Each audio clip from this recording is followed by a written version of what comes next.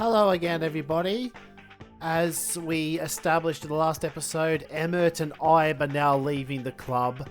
But in exchange, I have brought up a youth player, Eyb, who is only 16, and I'm not sure he was ready to come up just yet, but a lack of depth in our forward ranks has forced my hand.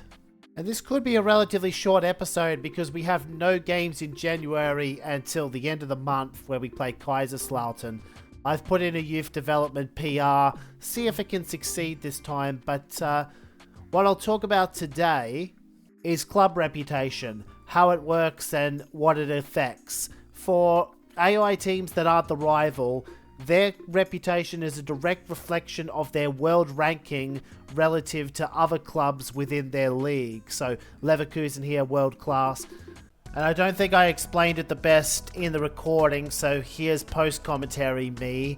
There are 6 reputation levels in total, and you'll also notice I said by league as opposed to country. There is substantial overlap between the weakest teams in the top division and the best teams in the second.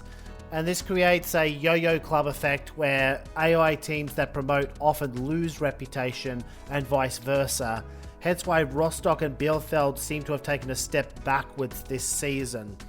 You'll also notice that league coefficient within Europe matters, and currently Germany is ranked 5th in my game, so it's a slightly easier league, though it won't always remain that way depending on how our European representatives do. And what this does for AI clubs is place an upper and lower bound on how good their players are. So if we look at Freiburg, most of their players, good ability, the occasional world-class potential because the talent level of the player is factored in as well. The reputation of your club and the rival, however, is calculated differently. AS Leipzig should be a promising club, not well known, if we go by their world ranking alone. But they, in fact, go up in reputation just by default. As for the player club, I started this season as a local club, but have since gone up to homegrown. AI clubs do not rise in reputation mid-season. Hence, I believe that your reputation level is a direct reflection of how many fans you've got. Since we only just climbed to homegrown, I think the first threshold must be 480,000 fans or somewhere close to that. In addition, a low reputation does not limit our players' abilities in the same way it does for AI clubs. This allows us to have players like Geiger, who would normally only be this good at well-known or above clubs. We have a lot of good players actually, and several of them are up for renewal, so that these contract renewals don't outstay their welcome, here's a quick fire summation. Helmersberger 250k, Lynn Patner does not want 500k, Binz is alright with 550k and a 3-year extension, Stuckenschmidt does not take 300. We bring our emerging captain Kosaka back for 500, but Geiger is quite upset at a similar offer issued to him. Dobner gets a healthy raise to 210 in exchange for extending for 3 years, but Hafez wants 1.1 million for 1 more year. It's a bullet I decide to bite though, as he is pretty popular with the fans. Ryan is quite happy with 200k, even though he probably deserves more than that, considering that I even gave 190 to Beckerath, who is still a backup. Out of the players I was unable to sign first go around, Geiger eventually accepts 660, Lynn Patner comes back for 600, and Stuckenschmidt 400. So I re-signed everyone. It's going to burn a hole in our bank account, but we do have the spare money for it. Okay, youth training is a success. I think that affects the quality of the players you automatically receive in intake. But anyway, finally returning to the pitch, Leipzig at home against Kaiserslautern. Lineup coming out of the winter break looks like this. We've got Eibler starting because he is in top form, close to the best form you can have as a player in this game. Oh, bad start, but Giesen makes the save on that, and Marshall with a goofy old bicycle out. We, meanwhile, are struggling to put together any attacks of our own. That last intercept just sums it up, really. It looks like we have a chance, but then we don't. Thankfully, they didn't put a lot of power on that kick. Could have easily been a goal. We have to change our approach in the second half. I've actually asked the team to take a more centralised... What was that, though? As I was saying, we normally play down the wings, and in fact, we're playing down the wings now, but I did try and set our bias to be a little bit more centre because I just wanted to change something, and it looks like it might work. Oh! It was saved, but it's over the line first. Kosaka scores. I'm sure the stats at the end will say that was against the run of play because Geesens had to make several saves without Kaiserslautern scoring, and I think that was our first real attack of the game. Speaking of attack, they're on it again, and yeah, they just can't execute. That has been the difference in this game. That is, unless they manage it this time, which, they do. At the last time of asking, Gruning has made it one apiece, and the ref didn't blow his whistle either. We just lost the ball. Are we going to get doubled? Nah, they miss. So now the ref's whistle blows. And yeah, it sucks to lose the lead so late, but looking at that, we'll be happy to take a point against a team that outplayed us. Not much point in showing the league standings because it won't have changed much in just one game. More interesting is how much we're losing per month.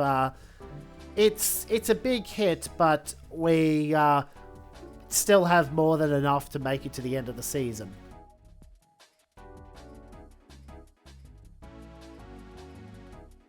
February means we get to have an optional tournament, and we've already won the Asia Oceania Club Cup, so now let's attempt the World Club Cup. I'm not sure I'm going to go all out to win it this season. There are some players I want to give some playing time to. But we may have an actual issue with Gary Binns now, as opposed to an imaginary one that the coach has come up with. Because with these specific comments, we may have to change our team policy. Problem is, our manager is locked in for a season and a half yet. Baumgart is almost ready to play. Not quite ready to play yet, but he'll be a significant boost to the team when he's finally back. Coming back to Binns though, our other problem is that I've been recruiting players on the assumption that we'd be sticking to an organisation type of game. So to switch to counter now would leave a lot of them in the lurch. Our game today, away against Bremen. That's SV Werder Bremen, who, in the first fixture, we were simultaneously lucky to get a point against them, but also unlucky that it wasn't 3. So far, they've had the run of play, but they haven't put any shots together. But now, no. Oh, their right back went really slow, but Lynn Patner with a heavy touch. On the stroke of half-time, close, saved. Oh, bad news for us, but once again, not enough power from close. They finally break through, however. That was a long time coming. Close gets the assist rather than the goal. Oh, big burst of pace from Beckerath, though, to potentially steal it. Ludwig with the rebound. Their goalie made that much harder on himself than it had to be, and as a result of that, we're once again going to escape 1-1 without remotely deserving it when you look at the stats. But maybe we should give more credit to Giesen for becoming a sneaky good goalkeeper. It's his saves that have been keeping us in these contests, and he's been in form often enough to keep Dobner out of the regular rotation. But at some point we're going to have to create consistent chances for ourselves to start winning these games, so hopefully this slightly easier matchup against Berlin can be the start. Maybe not, because once again the first chance goes to the opponents. Didn't even give me a chance to comment. 4-4-2 today, both Binns and Ryan in good form. Hopefully that kind of change gets us the bodies up front we need. We're not playing well at all, but at least it's only 1-0 down. We can still... And we might have our... Oh, this time it's blocked.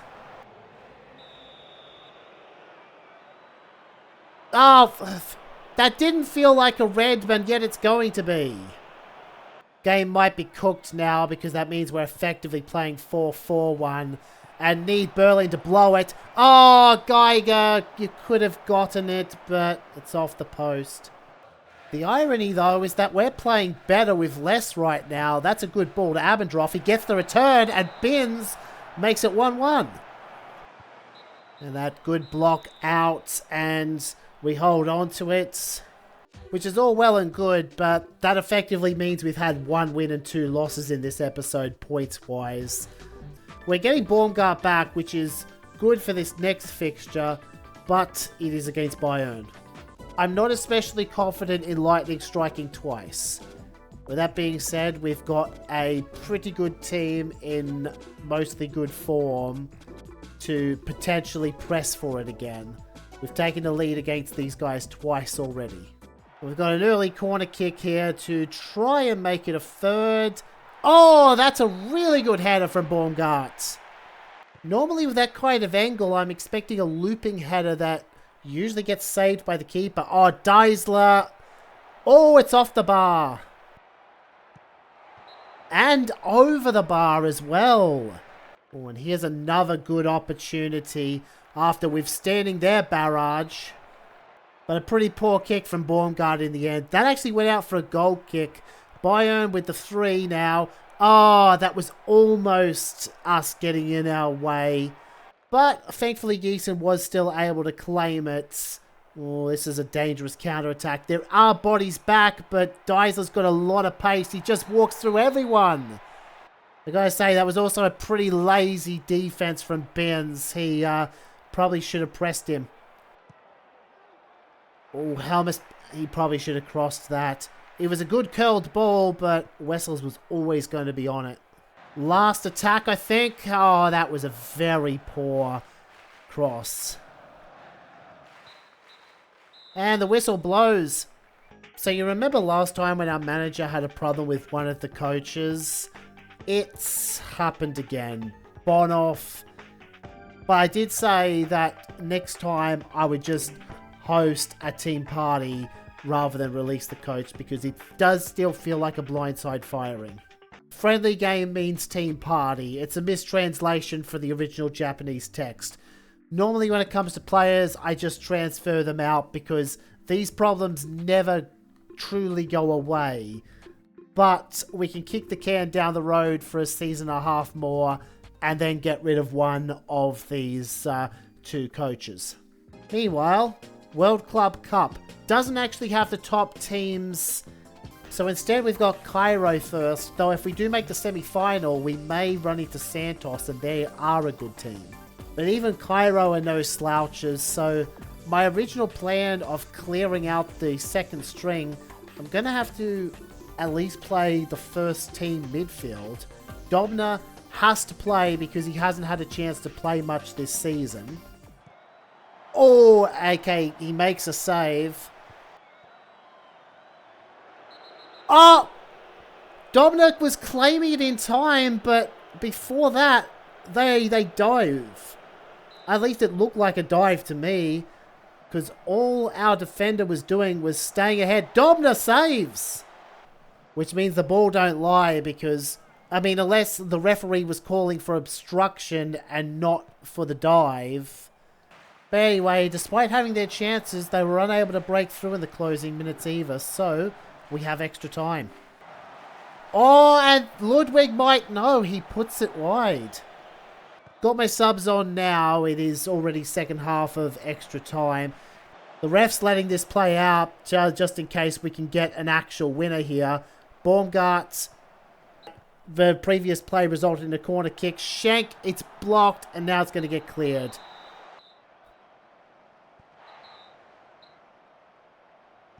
Oh, and another penalty save for Dobner.